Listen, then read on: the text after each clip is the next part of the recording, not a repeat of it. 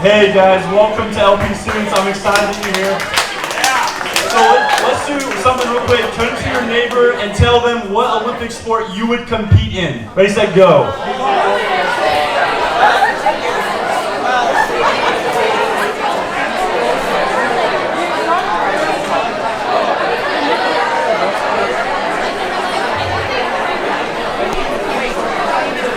All right.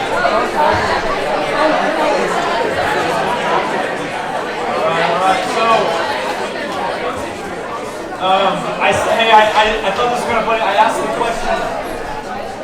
question, and immediately I heard someone say sprinting, and I was like, dude, choose a different one, because you're going against Usain Bolt, right? Come on. Oh, he's retired now. Oh, so we all got to go for it now. That's up for grabs. Well, hey, there's something quite amazing. There's something quite amazing about watching athletes compete at their top ability. Like there's something amazing about watching these athletes compete. Athletes that are better than all other athletes. Like these are the best of the best. There's something amazing as I watch these videos. Like I kind of get chills because I watch these people because I know they've trained their entire lives for this moment. They've trained for years and years over so many competitions or games or whatever, and this is the moment that they were training for. But see, every couple of years we get to watch the Olympics, and I think we enjoy it, right? We love the competition. We love watching people compete at the highest ability. But really, the reality is as you look at the Olympics, they've been around for thousands of years. Like, the Olympics aren't a new idea. Did you know this? Like, the Olympics isn't like, oh, like 2000, they're like, hey, like, let's create the Olympics. No, the Olympics have been around for a long time.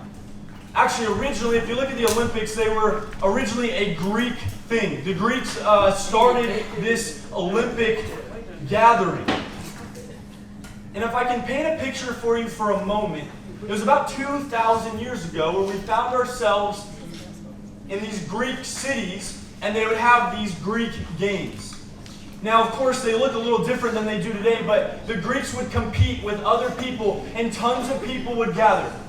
Like you had these massive arenas where people would come and they would look down at athletes and they would go at it and they would compete in different things. Some different things they would run, they would wrestle, they would box. There was gladiators fighting beasts. There was musical and poetical contests, and there was actually chariot racing happening as well. Like these Olympics, these games were amazing.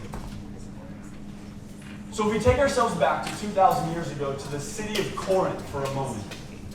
The city of Corinth 2,000 years ago had the Olympics every 4 years. And then every 2 years, so every 4 years was the Olympics, and every 4, the opposite 2, they had their own games as well. And so every 4 years, they had their Isthmian games. I don't know exactly if I'm saying it right, but they had their games unique to their people, and they were very proud of their games. I think it's kind of similar to how we as Americans find like we're proud of, maybe basketball or football or some of these different sports. Right? Like every 4 years, the Corinthians had their games, their Greco-Roman games in which they gathered, and there was judges who awarded prizes. There was training that happened continuously. There was rules governing the games, and every couple years, all the Corinthians would gather to watch the top athletes perform. Top athletes compete against each other. This was 2,000 years ago. So really, when you see this video of these top athletes performing or competing, this is nothing new. Right? Like it's been around for thousands of years. And that brings us to the passage we're going to start with this evening. This passage in 1 Corinthians chapter 9, where Paul writes to the Corinthians about a sport that we're all too familiar with. But I wanted to start by saying that the listener in Corinth would think the same thing that we do. Let's read this together. It says in 1 Corinthians chapter 9, it says, "Do you not know that in a race all runners run, but only one gets the prize? Run in such a way as to get the prize. Everyone who competes in the games goes into strict training, They do it to get a crown that will not last, but we do it to get a crown that will last forever. Therefore, I do not run like someone running aimlessly. I do not fight like a boxer beating the air. No, I strike a blow to my body and make it my slave, so that after I have preached to others, I myself will not be disqualified for the prize. See, Paul here in 1 Corinthians paints a picture for us. He uses imagery in the text to talk to the Corinthians about something that actually applies for our lives. He actually talks and calls Christians into faithfulness through imagery talking about running. See, throughout the Bible, it becomes clear that the Christian life, for someone who follows Jesus, it actually resembles a race. That throughout Scripture, if you look at different verses and passages throughout Scripture, it often talks about a race. It often talks about running, because the Christian life is quite similar. See, if we can go back to the beginning, it says, do you not know that in a race all runners run, but only one gets the prize? See, you have like a line right here on the ground, right? And every athlete lines up behind the line. And he says, you Corinthians, you know. Why? Because every 2 years they would gather for the Olympics or the Isthmian Games, and they would gather as a people, and they would cheer on runners and boxers and wrestlers and gladiators and chariot racers. They would cheer people on. So the listener of this passage of Paul's writing would actually picture someone just like we do on a line. There would be a group of people, and they say go, and the people start running across.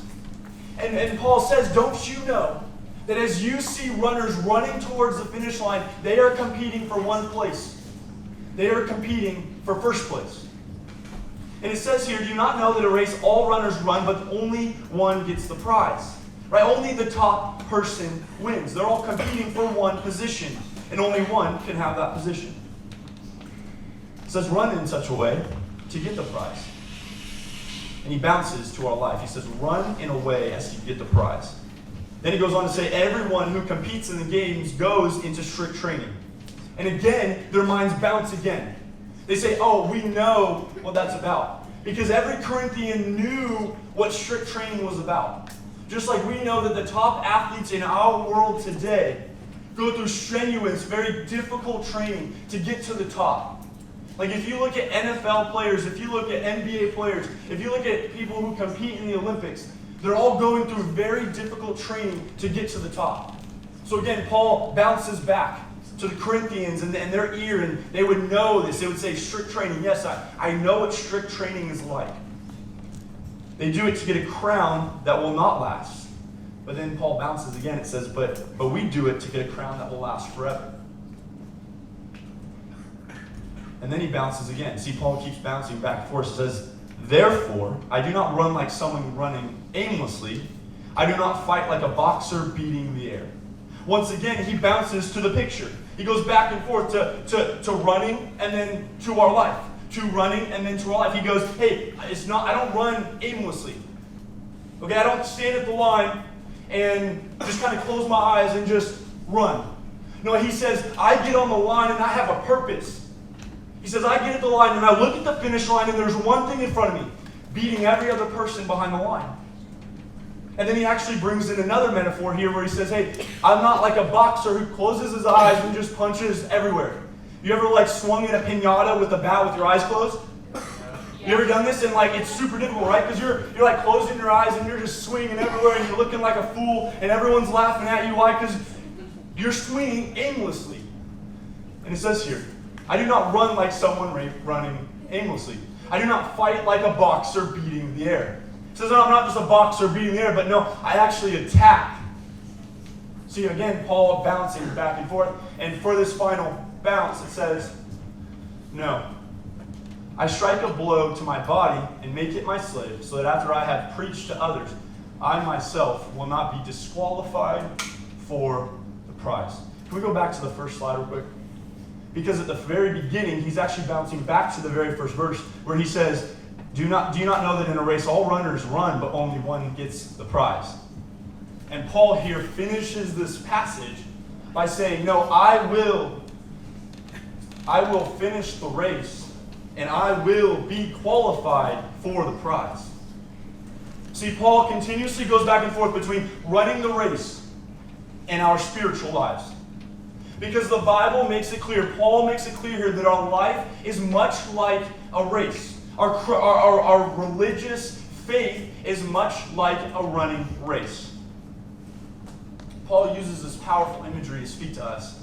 But I want to talk about, what does this actually mean for us? Like, yes, okay, Cobie running back and forth, and yeah, I don't want to run aimlessly. Like, what does this actually mean?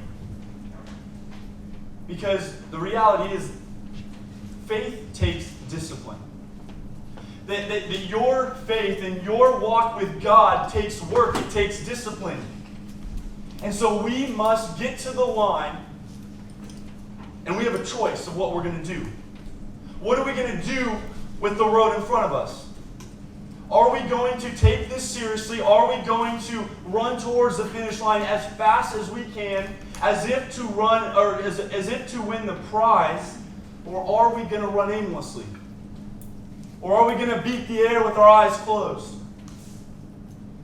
Or are we going to let other people go in front of us? See, Paul brings up an interesting point. That our life takes discipline, it takes habits, it takes work. And he wants to call our attention to us and say, actually, I think it takes maybe more work than you think. Because Paul is telling the Corinthians, you're supposed to get at the line like all the people competing, all the athletes. And you're supposed to run towards the finish line like you want to win the race. That's what your faith is supposed to look like. So where does lukewarm Christianity come into this picture? It doesn't. There's no room for faith here that is half-hearted. There's no room for faith here that we can say, I can put one foot in and one foot out. But Paul puts the flag in the sand here and says that we are called to run in such a way as to get the prize. That our Christian walk, that our walk with Jesus is meant to be one that we put our head down and we look at the finish line and we run as fast as we possibly can as if we're running for the prize. This is the run that Paul's talking about. It's meant to be taken seriously. It takes discipline, it takes habits, and it takes devotion. Paul's talking about winning the prize. Some of you know, but a couple of years ago, I made a decision to run a marathon. And it went pretty terrible, actually. But some of you may have heard this story, but a couple of years ago, I decided, I was going into my freshman year of college, and I decided that I was going to run a marathon. I was like, you know what, I need to figure out something to, get in shape and to, like keep thin and try to avoid the freshman 15, And so I'm like, hey, I'm gonna train for this marathon and I'm gonna train hard. I'm not gonna just train like half-heartedly, but I'm gonna go all out. So I got a training plan, right? I found this training plan online because I don't know anything about marathon running at all. And I went online, and so just some backstory. I ran some cross country in high school, and it's I like to run long distance, but this was the next level. This was a lot longer, right? So I go online and I got this training plan for 4 months. I say, hey, I'm going to train for 4 months every day, and then I'm going to run this marathon. I'm going to see how quick I can do it.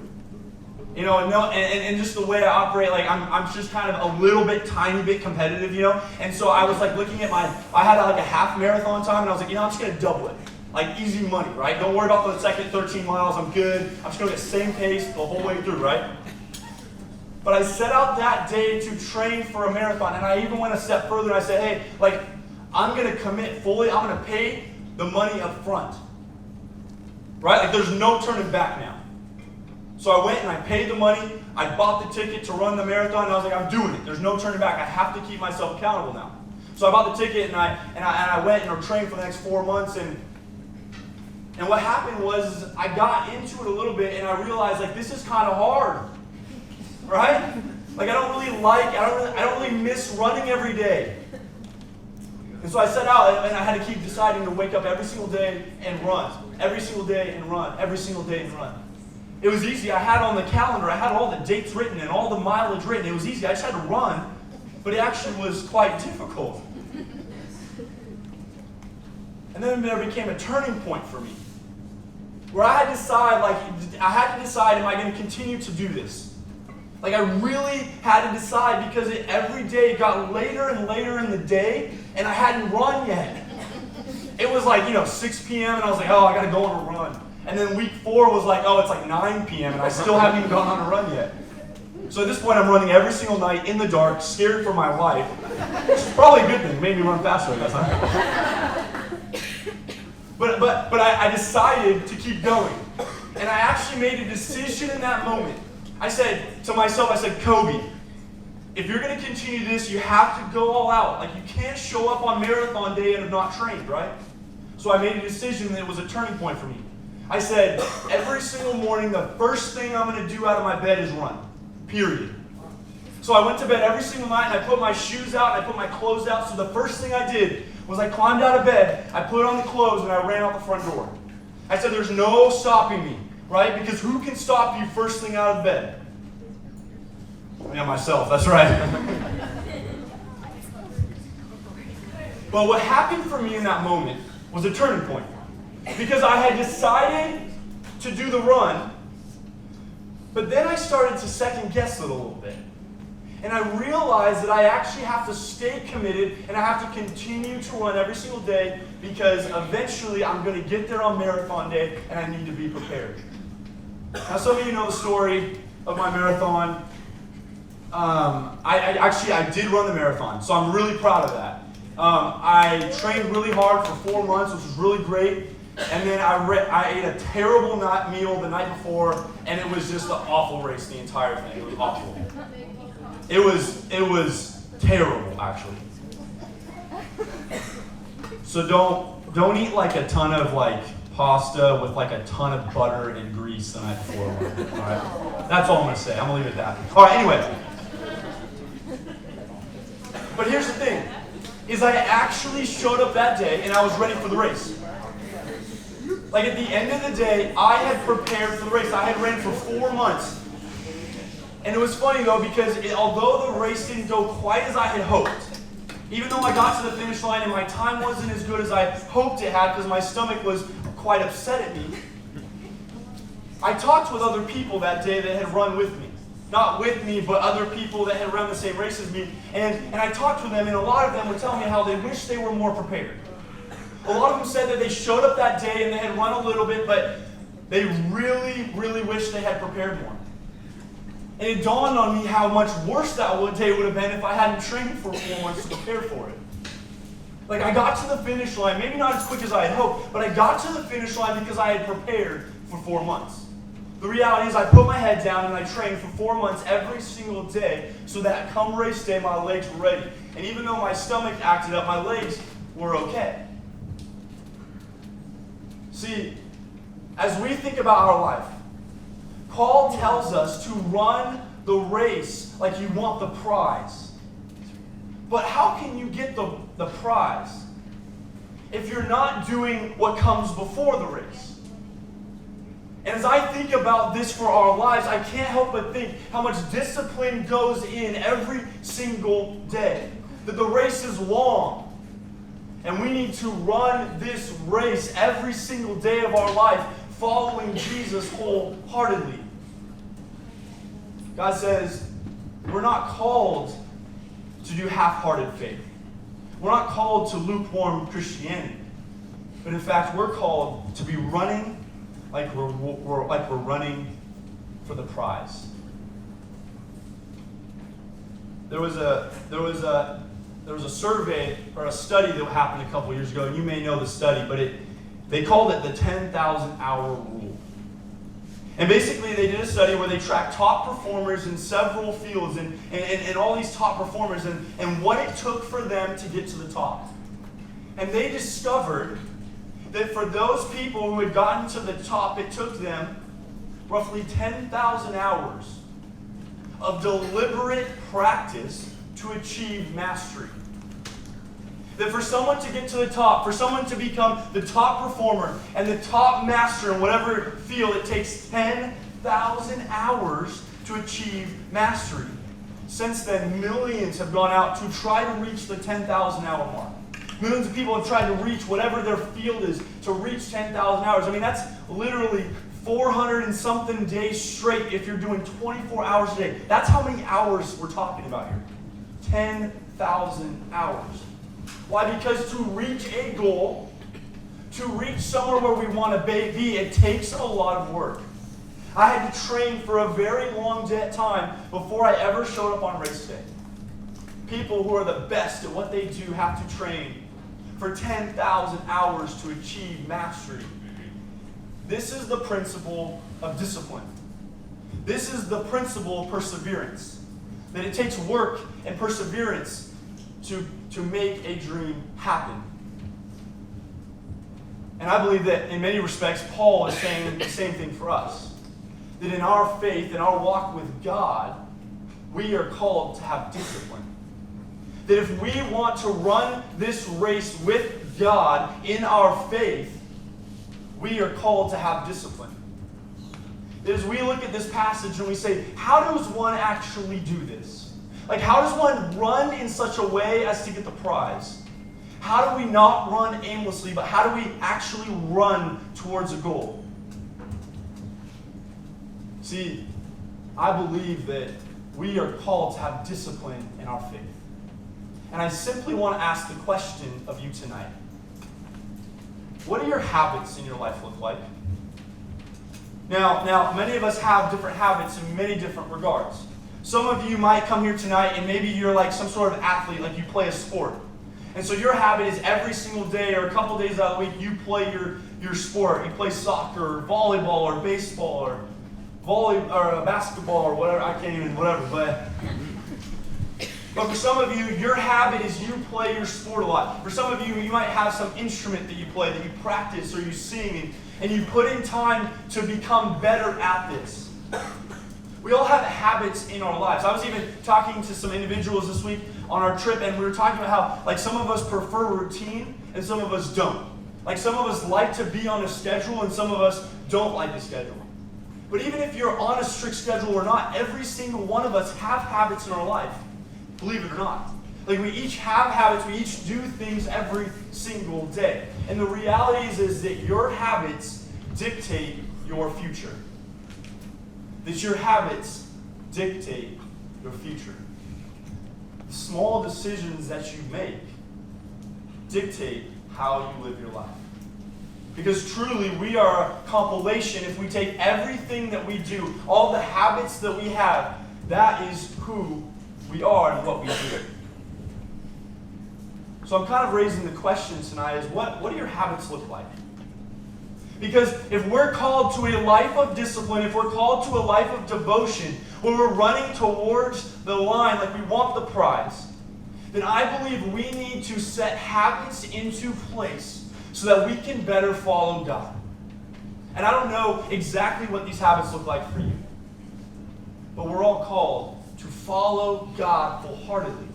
And the habits that we have, the habits that we make in our lives, for better or for worse, will dictate our future.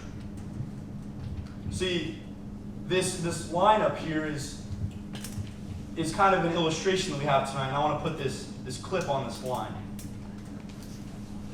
That as I think about this line, this can represent our life for a moment. Like, this was the day that you were born. And this is the day that one day we will all die. And I don't know exactly where we are, but let's say, we're somewhere over here. I don't know exactly. Okay, right? Like, we don't exactly know, like, what percentage, because we don't know how long we're. We can say, hey, like, maybe I've lived somewhere from 10 to 20 years on this earth. Like, we're somewhere in this range. And we have somewhere from whatever in front of us. And see, what Paul's saying here is that for the rest of your life, you are supposed to be running towards God. Like that, like you want the prize. that every single day marked out in front of you has to be focused on God. There's no room for, well, I have tomorrow. Oh, I have tomorrow. Because I think sometimes we can fall into the trap. We're like, hey, I still got a long time to go. I still got a long time on this earth. But I want to ask a question to you tonight. And this is kind of a close question to my heart. What if we don't have as much time as we may think? What if for a moment we think about our life and say, what if we don't actually know? Because we don't, right? We all think that we got a super long way to go. But in reality, we have no clue where we are on this line. Yes, we were born, and yes, we will one day die, but we really have no way to know where we are on this line. And in light of that, I want to simply ask you, what are you going to do with the rest of this line? Because God makes it clear that He desires so desperately for you to run for the rest of your life towards Him. That's the only thing that matters. God says, hey, with whatever time you have left, whatever this amount of time is, run towards me that's all that matters. Run towards me like you want the prize. And the verses talk about a crown. That the athletes compete for a crown that will go away. It says they do it to get a crown that will not last, but we do it to get a crown that will last forever. Paul's writing to us to tell us that we run towards the end. In a life following Jesus at the end, there is a crown that we get to put on our head. That as we face Jesus one day, that Jesus wants to be able to say, I know you. I know you. That you walked on earth with me, in a relationship with me. God desires so desperately for you to get to the end and to say, there is a prize. Come in. And Paul's writing to us to tell us, you don't know how much longer you have. But whatever time that is, run towards God with all that you have. But this takes devotion, right? This takes devotion. This takes dedication. Because a life that's wholeheartedly pursuing God seems difficult, right? Cobie, I don't know, maybe you're convinced, right? You're going to be like, Cobie, I know I'm right here. Don't mess with me, Cobie. I know for sure I got this amount of time left. You're like, Cobie, I don't even want to hear you. I don't care. I know I got all this. We're good. Or maybe some of you might think, Cobie, that seems kind of a lot. I don't know, how does one actually do this? If I'm here today, many of us might be somewhere in this area, and we do got this long life, how do we actually do this that Paul's writing to us to? How do we actually live this out? If we're wholeheartedly pursuing God, how do we actually do this? And it goes back to our habits. The habits we have dictate our future. So I want to ask you tonight, is there a habit that God's calling you to create in your life? Or is there a habit that God's calling you to eliminate from your life? For many of you, you would call yourself a Christ follower. That for many of you, you have walked on this earth maybe for some time with Jesus. And God's been calling on your heart. Say, hey, son, daughter, I want to spend time with you every single day. And you've walked with God now for some time, and God's calling you, hey, make this a habit. Make this a habit. I want to spend time with you every single day in my word. I want you to learn from me every single day. And you've continually put it off, and maybe God's right now telling you, I want you to add this habit to your life. That every single day, you will wake up, you will go on that run for the marathon, and then you'll come back and you'll read the Bible. Maybe there's some sort of habit that God's calling you right now to create in your life so that although the whatever sport looks scary and difficult, and how do you wholeheartedly pursue God, and how do you run for the prize and all this stuff, maybe God's saying, there's one habit I want you to create today, right now. Is God calling you to add a habit into your life in a way that you can grow closer to Him tomorrow? Because our habits today dictate our future tomorrow. Or, for some of us, we've walked with Jesus for some time, and we've walked with Him, and maybe there's some decisions that you made along the way. There's some things that you did that became habits, and now today you find yourself in a place where maybe you're in a habit that you really aren't proud of.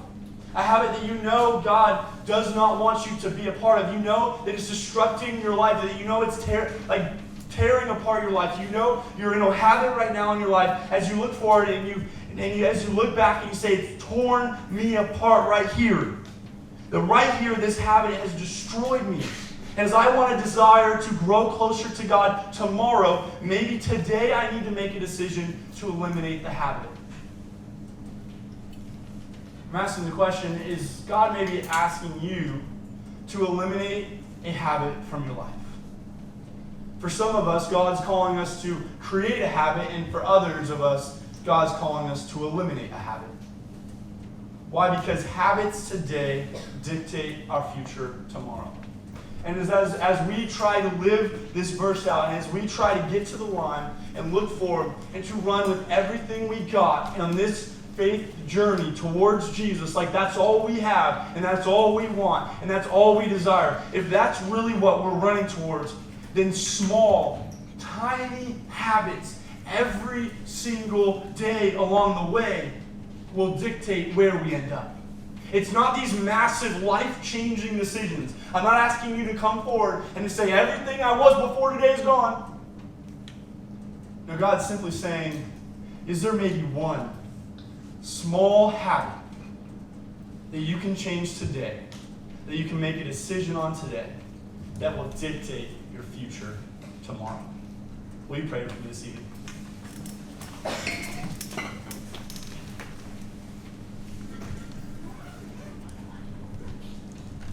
God, we understand this is difficult to grasp, like a life pursuing Jesus for years and years, longer than maybe we've even been alive to this point. That can be difficult. That can be scary. Like, how do we actually do this? But God, we understand that you are desiring for us to wholeheartedly pursue you with everything we have. So God, as I think through this evening, how each and every one of us here come today with baggage, everyone here comes today with a story, that I would simply ask, God, would you reveal habits to us tonight? Would you reveal our habits, our stories to us in a way that we can better understand what habits we need to change or what habits we need to add to our life? God, we know it's because you so desperately want all of us. We know that you desperately love us in a way that you died on the cross for us, so that we may be in relationship with you today. See, this beautiful picture changes everything for us. And so I pray over the next 45 minutes to an hour, whatever it is, that we can have meaningful conversations in the context of small groups. That we can come together as groups and say, maybe this is a habit I should add. Maybe this is a habit I should eliminate. Because small habits today dictate our future tomorrow. God, we love you, and we pray. Amen. Normal small groups tonight. You guys are dismissed.